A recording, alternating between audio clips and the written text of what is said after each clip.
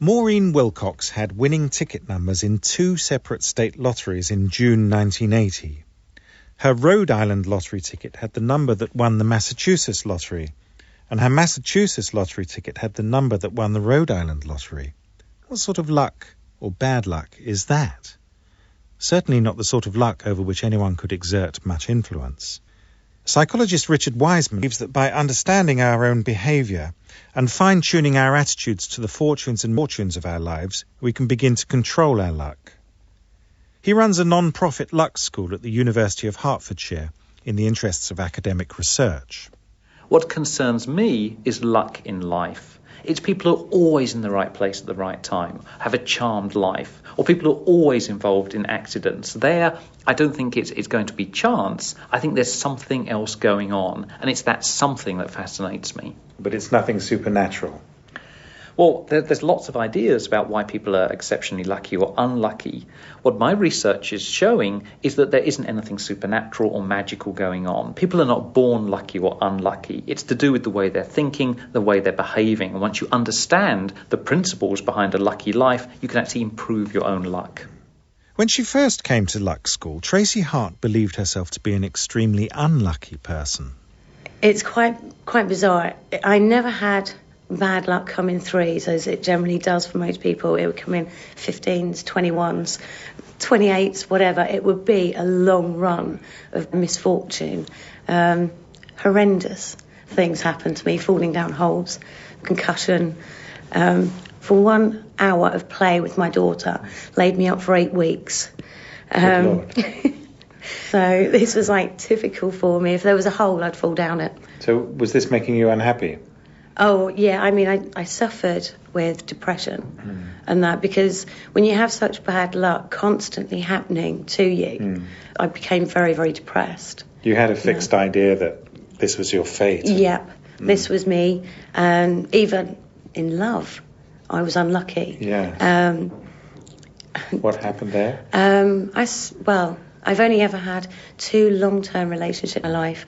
One with both of my children's fathers, and both of which ended up in domestic violence. When he started the Luck Project, Richard Wiseman advertised for volunteers who saw themselves as particularly lucky or unlucky. The huge difference in the way these 2 groups think and behave was immediately apparent.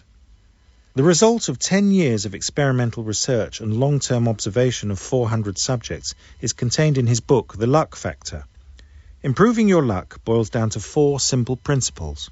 The first is about seeing opportunities. Lucky people are very open. They stand back from a situation. They see the bigger picture and so can spot opportunities. And when they see them, they're not afraid of making the most of them. Unlucky people tend to be very focused. Even when they spot an opportunity, they're very afraid of moving outside of their comfort zone and actually doing anything with that opportunity. Second, it's about decision-making. Lucky people trust their intuition. They use it as an alarm bell, a reason to stop and think. Unlucky people either don't have those intuitive feelings or completely ignore them.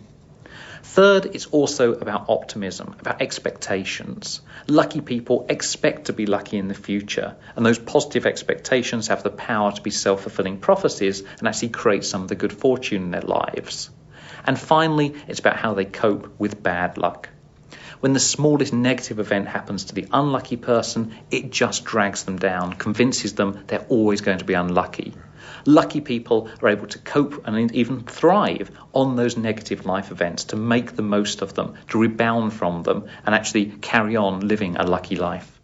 These principles were applied to unlucky Tracy. Yeah, I came for an initial interview with Richard, just basically going over my life from day dot, how I considered my luck.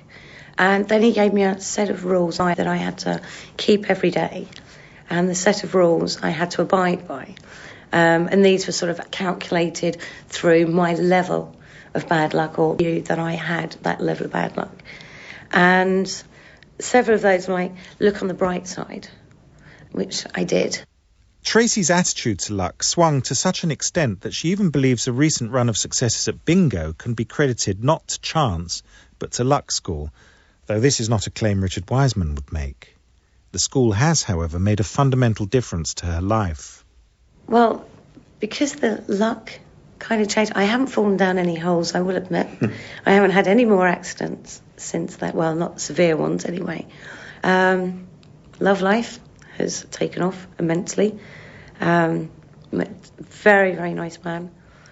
Yeah. How much of this do you attribute to your attitude, your new attitude, and how much do you attribute to chance? Obviously, the bingo and that's all chance, isn't it? I don't know. I've had a couple of people say to me that it's random numbers, that it's chance, but random numbers don't come up for the same person every week. So no, I don't put a lot of it down to chance. I put it down more to attitude. At the beginning of the experiments, we really had no idea whether this would work or not. What we've seen is for 80% of people who've been this process, they feel happier, they feel more satisfied, and perhaps most important of all, they feel luckier. So we know it works for most people. Now, for some people, the improvements are relatively small. For others, especially the unlucky people, it really can have a dramatic effect on their lives. That they will sit there after a month or so of going through this process and say, I just don't feel like the same person anymore. Luck before was other people had. Recently, I didn't have any at all. It's non-existent. Now, maybe my state of mind, but I consider myself very fortunate and very lucky. Chris French, a psychologist from Goldsmiths College, London, finds interesting paradoxes in people's attitudes to luck. The truth is that life really is pretty awful. The depressives have got it right. The people who don't suffer from depression are the ones who actually have what we call unrealistic optimism. But by living your life as if you are a lucky person and good things will happen to you, the chances are that more good fortune will come your way, because you'll be willing to to take the risk, to try something, not to live a kind of overcautious, anxious, worried life, and you'll get more out of life. So even though you're fooling yourself, this is a nice example of a situation where an irrational belief can actually be psychologically healthy. These are the stuff that's shrink wrapped on pallets. They're all new ones. Yeah. These are returns. These are customer returns. I'm walking through a computer renovation warehouse of a company known as TAM, Technical Asset Management. The business in Welwyn Garden City was started by Kevin Riches and took off after he sent his entire company to Luck School. This is the workshop. So this is basically where the fixing, the rebuilds, the software rebuilds, all that sort of stuff happens in this area. Kevin had attended a seminar about Luck School given by Richard Wiseman. Afterwards, he asked the psychologist if therapy could be applied to a business and a staff of 38. He had his reasons. As an organisation, we'd had an enormous bad debt, over £400,000. £411,000 to be precise. It's etched on my brain at the moment. So we'd had a very big bad debt. We'd just at that stage gone into a period of expansion and we'd taken on a lot of new premises. And through a series of quite awkward circumstances, our financiers, our bank, found out about the bad luck with the bad debt. And then they decided they should add some bad luck to the stuff that we'd already suffered, and were withdrawing facilities and were being very, very aggressive towards us. So we were in a mindset that we were really struggling. And what we were looking for was help, support, however we could gain that. Richard Wiseman agreed. There were some sceptical reactions by staff when they were told. Our chairman thought it was mumbo-jumbo and was something that he didn't want to introduce to the rest of the group. He thought it was just a bit of a crackpot idea, really. And most of the other people I spoke to said that they thought it was mumbo-jumbo. However, what they invariably said was, if it works, could you let us know? which is kind of the fun of it. The training went ahead. Richard spent time with the workforce collectively and individually, teaching them the 4 pillars of his luck philosophy. So, did it work?